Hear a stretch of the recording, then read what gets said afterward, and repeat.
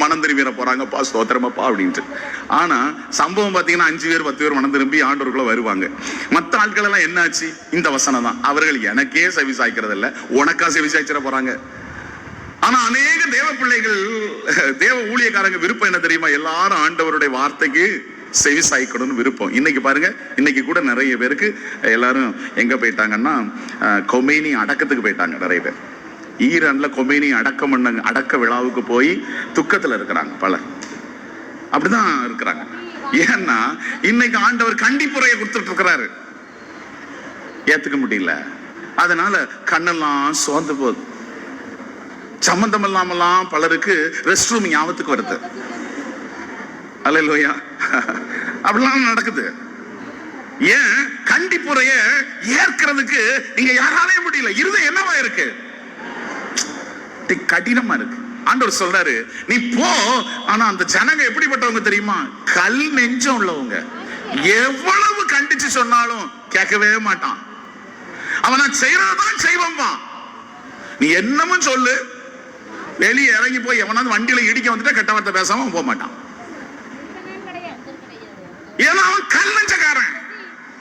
என்ன இறை வார்த்தை கேட்டாலும் அவன் இருக்கிற மாதிரி தான் இருப்பான். அவனெல்லாம் திருத்தவே முடியாது. எசேக்கியேல் கேட்டாரு, அப்ப என்னை வச்சு விளையாடுறீங்களா ஆண்டவரே? உங்க சொல்லுக்கே அவன் கீழ்படியில, ஏன் சொல்லுக்கா உன் சொல்லுக்கா கீழ்படிய போறான்னு சொல்ல வேற செஞ்சிட்டீங்க. அப்புறம் என்னத்துக்கு என்னைய அனுப்புறீங்க? போ. அவங்க மத்தியில ஒரு இறைவாக்கியன் வந்ததாவது இருக்கட்டும், நீ போ அப்படிங்கிறாரு ஆண்டவர். அப்படி ஆண்டவர் சொல்ற மாதிரி நம்ம நிலைமை ஆயிடக்கூடாது இல்லையா? அந்த கல் நெஞ்ச தூக்கி போட்டுட்டு சதையுள்ள இருதயத்தை இன்னைக்கு அப்பாட்ட கேட்டு பெறுங்க. எத்தனை தேவ பிள்ளைகள் ஆண்டவர் கண்டிக்கிறது உங்களுக்கு இனிமையா இருக்குன்னு கருதுறீங்க? இந்த இடத்துல அவர் கண்டிப்புரைய தரும்போது தாழ்ச்சியோட ஏத்துக்கிட்டு உடனே திருத்துங்க மக்களே. அந்த பிள்ளைகள் மட்டும் ஆண்டவர் ரொம்ப அக்கறை உள்ளவராகவும் ஸ்நேகம் உள்ளவராகவும் மாறுறார். நீங்க உங்க 3 பிள்ளை இருக்கு, 4 பிள்ளை இருக்கு, பிள்ளைய கண்டிக்கும் போது அந்த பிள்ளை கீழ்படிஞ்சிச்சுன்னா, அதை ஏத்துக்கிட்டுச்சுன்னா, அந்த பிள்ளை மேல உங்களுக்கு பாசம் வருமா வராதா? சொல்லுங்க. எப்ப நான் தெரியாம பண்ணிட்டப்பா, மன்னிச்சுக்கோங்கப்பா, நான் திருத்திக்கிறேன்ப்பான்னு சொல்ற பிள்ளைய போ என்னமும் சொல்லிட்டு போ நான் அப்படிதான் இருப்பேன்னு சொல்ற பிள்ளைக்கும் வித்தியாசம் இருக்குல்ல? உங்களுக்கு எந்த பிள்ளை மேல அந்த ஸ்நேகம் அதிகமா வரும்? நான் சொல்றதை என் பையன் கேட்கான், அந்த பையனுக்கு ஒரு பிரச்சனை, நீங்க முன்னுக்கு போய் நின்று சத்தம் போட்டு சண்டை போடுவீங்க. ஏன்னா என் பிள்ளை என் சொல் பேச்சு கேட்கிற பிள்ளைன்னு தானே அந்த ஒரு அன்பு வருதா? அது ஆண்டவர் உங்களுக்கு செய்வார் மக்களே. கண்டிப்புரையை ஏற்றுக்கொள்ளுங்க. அல்லேலூயா. கையை உயர்த்தி சொல்லுங்க அல்லேலூயா. ஏன் இந்த இடத்துல குணமளிக்கு ஜெபத்துல உன்னை குடிக்காத, உன்னை புரணி பேசுற இடத்துல உட்காராத, அப்படி செய்யாத, இப்படி செய்யாத, இச்சையிலிருந்து வெளியே வா, இப்படி எல்லாம் ஆண்டவர் பேசும்போது கஷ்டமா தான் இருக்கும் மக்களே. ஆனா நீ அதுல இருந்து வெளியே வா. தேவன் என்ன அன்பு செய்யறாரு, அதனாலதான் தேவன் அவருடைய ஊழியன் வழி அதெல்லாம் பேசுறாரு. நான் அதை விட்டு நான் வெளியே வரணும்னு வெளியே வாங்க.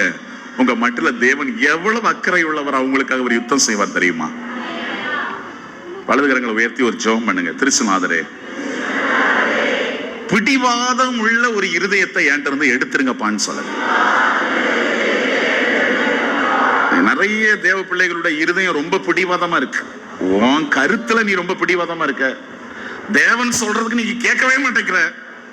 ரொம்ப பிடிவாத இருதயம் பலருக்கு இருக்கு. இந்த இடத்துல ஜெபத்துக்கு வந்து உட்கார்ந்து இருக்கிற பலருடைய இருதயம் பிடிவாதம் உள்ள இருதயமா இருக்கு. இன்னைக்கு சிலுவநாதர் அதை எடுத்துட்டு சதையுள்ள இருதயத்தை வைக்கட்டும். 2 கையை உயர்த்தி ஹல்லேலூயா ஹல்லேலூயான்னு ஸ்தோத்திரம். இல்ல ஹல்லேலூயா ஸ்தோத்திரத்தை எழுப்புங்க. எழுப்புனாதான் அந்த ஸ்துதி எழும்பும். சகோதரா, எந்த காரியத்திலையும் பிடிவாதத்துல நிக்காத. உன் பிடிவாதத்தை தளர்த்தி போடு. உன் பிடிவாதத்தை விட்டு நீ வெளியே வா. சேனைகளின் கர்த்தர் இன்னைக்கு உனக்கு பெரிய காரியத்தை செய்ய விரும்புகிறார். ஆமென். அல்லேலூயா. போகட்டும். 3வது ஒரு காரியத்தை அப்பா செப்பனியா 3:2 சொல்றாரு பாருங்க. முதல்ல என்ன சொன்னார் ஆண்டவர்? அவள் என் சொல்லுக்கு செவி சாய்க்கவில்லை, அவள் என் கண்டிப்புரையை ஏற்கவில்லை. 3வது என்ன சொல்றாரு? அவள் என் மேல் நம்பிக்கை வைக்கலங்கிறாரு ஆண்டவர். நம்ம எல்லாருடைய நம்பிக்கை எப்படி தெரியுமா இருக்கு? கேட்ட உடனே நமக்கு என்ன செஞ்சிடணும்? கிடைச்சிடணும். கேட்டது உடனே கிடைச்சிட்டுனா எல்லாருடைய நம்பிக்கையும் எப்படி பேருதுன்னா அது என்னடா நேத்து ஒரு வேர்டு சொன்னமே, வைப்புக்கு பேருது. ஒரே வைப்புல தான் இருக்கிறாங்க எல்லாரும். வைப்பு இப்பெல்லாம் இளைஞருடைய வேர்டு. வைப்புனா என்னது அப்படின்னு நேத்து கேட்டேன். வைப்புனா என்னது? என்னையும் ஒரு மாதிரி பாக்குறீங்க, அப்படி ஒரு அதிர்வு. ஒரே வைப்பா தான் இருக்கு அப்படின்னு சொல்றாங்க. இப்ப நிறைய பேருக்கு எது வைப்புன்னா, கேட்ட உடனே என்ன செஞ்சிடணும், கட்சணும். கேட்ட உடனே கிடைச்சுக்கிட்டே இருந்துச்சுன்னா நம்பிக்கைய பாத்தீங்கன்னா பயங்கரமா இருக்கும். ஸ்தோத்திரம் பயங்கரமா இருக்கும், முட்டை முடக்கிறது பயங்கரமா இருக்கும் அப்படின்னு சொல்லி. அல்லேலூயா. ஆனா இங்க பார்த்தா கேட்டது கிடைக்காது. எல்லாம் ஆண்டவர் யோசிச்சு நிதானிச்சு அறிஞ்சுதான் தான் பிள்ளைகளுக்கு கொடுக்கிறாரு. அந்த பிள்ளைகளாக நம்மளை பார்த்து, தேவ பிள்ளைகளை பார்த்து தான் இன்னைக்கு ஆண்டவர் பேசுறாரு. என் மேல நீ நம்பிக்கை வைக்கலங்கிறார். மோசைய ஆண்டவர் அழைக்கிறார். மோசே வா, கர்த்தாவே நீ பேசுறது ஆண்டவர் தான், ஆபிரகாமின் தேவன் தான், ஈசாக்கின் தேவன் தான், யாக்கோபின் தேவன் தான். நான் எப்படி அறிஞ்சுக்கிறதுன்னா இந்த அந்த கையில இருக்கிற இதை போடப்பா அப்படின்னாரு. போட்டாரு, பாம்பாச்சு. பாத்தியா, நான் தான் உன் தேவன்.